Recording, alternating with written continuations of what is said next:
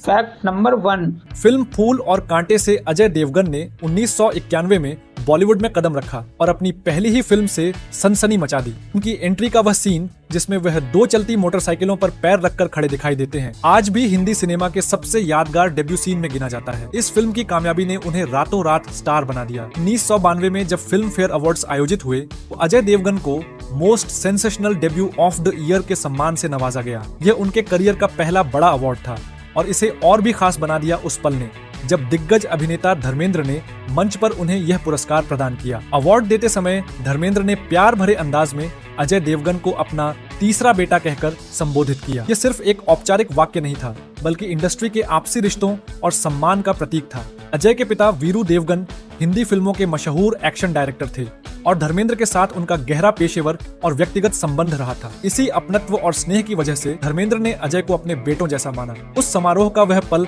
बेहद भावुक और यादगार बन गया। एक तरफ नया सितारा अपनी सफलता की शुरुआत कर रहा था, तो दूसरी तरफ हिंदी सिनेमा का बड़ा नाम उसे आशीर्वाद दे रहा था। यही वजह है कि 1992 का वह फिल्म फेयर मंच अजय देवगन के करियर की सुनहरी शुरुआत का प्रतीक बन गया। Fact number 2। हेमा मालिनी ने अपने कुछ पुराने इंटरव्यूज में अजय देवगन के लुक्स को लेकर हल्की फुल्की टिप्पणी की थी। उस समय अजय देवगन इंडस्ट्री में नए थे और उनका चेहरा पारंपरिक हीरो जैसा नहीं माना जाता था। वे गंभीर, कम बोलने वाले और सादा व्यक्तित्व वाले कलाकार थे, जबकि 90 के दशक में चॉकलेटी और ग्लैमरस इमेज वाले अभिनेताओं का दौर चल रहा था। कहा जाता है कि हेमा मालिनी ने मजाकिया अंदाज में यह बात कही थी कि अजय का लुक पारंपरिक हीरो जैसा नहीं है। हालांकि यह टिप्पणी आलोचना से ज्यादा एक सामान्य अवलोकन की तरह थी, लेकिन मीडिया में इसे काफी उछाला गया। अजय देवगन ने इस पर कभी कोई तीखी प्रतिक्रिया नहीं दी। उन्होंने न तो सार्वजनिक रूप से कुछ कहा और न ही किसी इंटरव्यू में पलटकर जवाब दिया। इसकी एक बड़ी वजह यह भी मानी जाती है कि हेमा मालिनी इंडस्ट्री की सीनियर और सम्मानित अभिनेत्री हैं। अजय हमेशा से कम बोलने और काम से जवाब देने वाले कलाकार रहे हैं। समय के साथ उन्होंने अपनी अलग पहचान बनाई, साबित किया कि सफल होने के लिए पारंपरिक लुक से ज्यादा जरूरी है अभिनय और मेहनत। बाद के वर्षों में अजय देवगन ने कई हिट और प्रशंसित फिल्मों के जरिए खुद को हिंदी सिनेमा के गंभीर और मजबूत अभिनेता के रूप में स्थापित कर लिया और इस तरह बिना किसी विवाद के उन्होंने अपने काम से ही हर टिप्पणी का जवाब दिया। Fact number 3। फिल्म के निर्माण के दौरान शुरुआत में अक्षय कुमार को साइन किया गया था। उस समय वह इंडस्ट्री में अपनी पहचान बनाने की कोशिश कर रहे थे और एक्शन हीरो के रूप में उभर रहे थे। बताया जाता है कि कॉन्ट्रैक्ट के बाद उन्होंने अपनी फीस बढ़ाने की मांग शुरू कर दी। कहा जाता है कि यह सलाह उन्हें दिग्गज फिल्म निर्माता निर्देशक प्रमोद चक्रवर्ती की ओर से दी गई थी। प्रमोद चक्रवर्ती इंडस्ट्री के अनुभवी व्यक्ति थे और उनका मानना था कि अगर किसी कलाकार की डिमांड बढ़ रही है तो उसे अपनी फीस भी उसी हिसाब से बढ़ानी चाहिए। लेकिन लगातार बढ़ती फीस की मांग से फिल्म के निर्माता दिनेश गांधी नाराज हो गए। बजट पहले ही तय हो चुका था और बार बार की शर्तें बदलने से प्रोडक्शन पर असर पड़ रहा था। आखिरकार हालात इतने बिगड़ गए कि निर्माता दिनेश गांधी ने अक्षय कुमार को फिल्म से बाहर करने का फैसला कर लिया। इस तरह फीस को लेकर हुए मतभेद के कारण अक्षय कुमार उस फिल्म का हिस्सा नहीं बन पाए। बाद में फिल्म अजय देवगन के साथ बनाई गई और रिलीज हुई। ऐसे किस्से बॉलीवुड में आम माने जाते हैं, जहां पैसों और शर्तों को लेकर अंतिम समय में बड़े बदलाव हो जाते हैं। Fact number 4।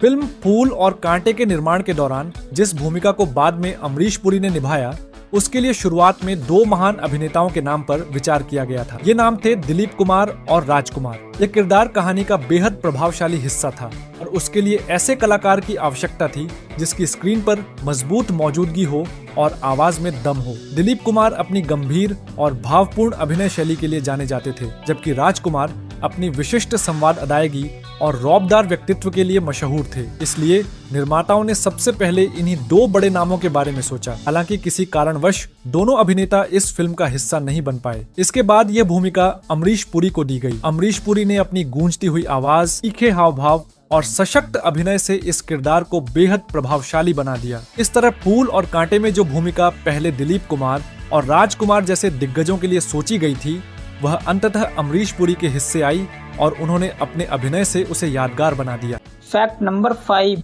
1991 में जब फूल और कांटे रिलीज हुई, उसी दिन फिल्म लम्हे भी सिनेमाघरों में आई। लम्हे का निर्देशन यश चोपड़ा ने किया था। इसमें अनिल कपूर तथा श्रीदेवी मुख्य भूमिकाओं में थे। बड़े बैनर और स्थापित सितारों की वजह से लम्हे को काफी मजबूत फिल्म माना जा रहा था। बताया जाता है कि अनिल कपूर ने अजय देवगन को सलाह दी थी कि उन्हें अपनी डेब्यू फिल्म उसी दिन रिलीज नहीं करनी चाहिए। उनका मानना था कि इतनी बड़ी फिल्म के साथ टकराव एक नए अभिनेता के लिए जोखिम भरा कदम हो सकता है। लेकिन रिलीज के बाद नतीजे बिल्कुल अलग निकले। दर्शकों ने पूल और कांटे को बेहद पसंद किया। अजय देवगन की जबरदस्त एंट्री और एक्शन अंदाज ने उन्हें रातों रात लोकप्रिय बना दिया। फिल्म बॉक्स ऑफिस पर बड़ी हिट साबित हुई। दूसरी ओर लम्हे, जिसे आज एक क्लासिक फिल्म माना जाता है, उस समय दर्शकों से वैसा समर्थन नहीं पा सकी और बॉक्स ऑफिस पर सफल नहीं हो पाई। इस तरह जिस क्लैश को लेकर चिंता जताई जा रही थी, वही मुकाबला अजय देवगन के लिए फायदेमंद साबित हुआ और पूल और कांटे ने शानदार सफलता हासिल की।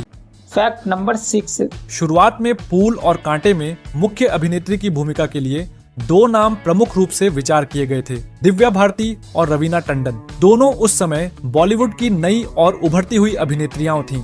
बताया जाता है कि दिव्या भारती को फिल्म का ऑफर मिला था, लेकिन उनकी डेट्स पहले से ही विश्वात्मा फिल्म की शूटिंग के लिए बुक थीं। वहीं रवीना टंडन भी फिल्म के लिए विचाराधीन थीं, लेकिन वह अपनी डेब्यू फिल्म की शूटिंग और प्रमोशन में पूरी तरह व्यस्त थीं। इन दोनों की अनुपस्थिति के कारण इस फिल्म में मुख्य अभिनेत्री का रोल मधु को दिया गया। मधु ने इस भूमिका को बहुत ही सजीव और प्रभावशाली ढंग से निभाया और फिल्म में उनकी उपस्थिति ने कहानी को और भी दमदार बना दिया। इस तरह दिव्या भारती और रवीना टंडन उपलब्ध नहीं होने के बावजूद मधु ने फिल्म में अपने अभिनय से किरदार को यादगार बना दिया।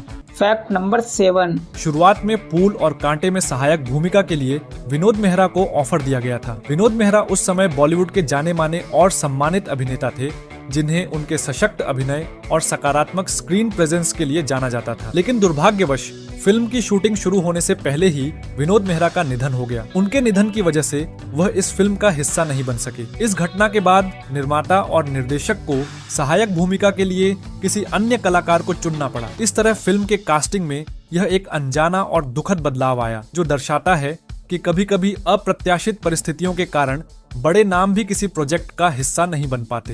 Fact number 8।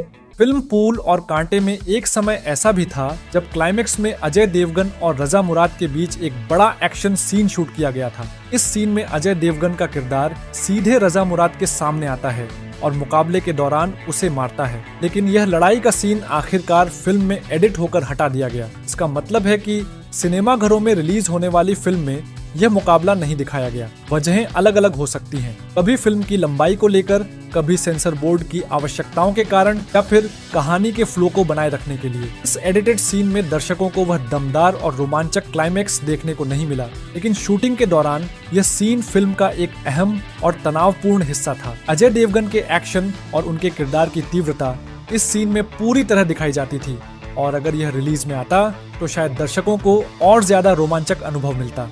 Fact number 9। Film सनम बेवफा में मुख्य भूमिका के लिए मधु का ऑडिशन लिया गया था। इस ऑडिशन में उनके साथ 3 और लड़कियों ने भी हिस्सा लिया था। ऑडिशन खत्म होने के बाद निर्माता सवान कुमार ताक ने मधु को शगुन के रूप में पैसे दिए और बताया कि उन्हें फिल्म में चुना गया है। लेकिन केवल 2 दिन बाद ही मधु को पता चला कि अंततः इस भूमिका के लिए चांदनी को साइन किया गया है। बाद में मधु ने यह स्वीकार किया कि शायद वह इस रोल के लिए बिल्कुल फिट नहीं होती, क्योंकि उसे लंबे लंबे उर्दू डायलॉग बोलने में कठिनाई होती। इस तरह मधु का अनुभव यह दिखाता है कि कभी कभी शुरुआती ऑडिशन और निर्माता की प्राथमिक राय के बावजूद फिल्म में अंतिम निर्णय कलाकार की भाषा या किरदार की जरूरतों के आधार पर बदल जाता है। तो ये थी फूल और कांटे फिल्म से जुड़ी कुछ अनसुनी सच्ची बातें। जैसा आपको इनमें से कौन कौन से फैक्ट पहले से पता थे और आपको फूल और कांटे फिल्म कैसी लगती है, हमें अपनी राय कमेंट करके जरूर बताना।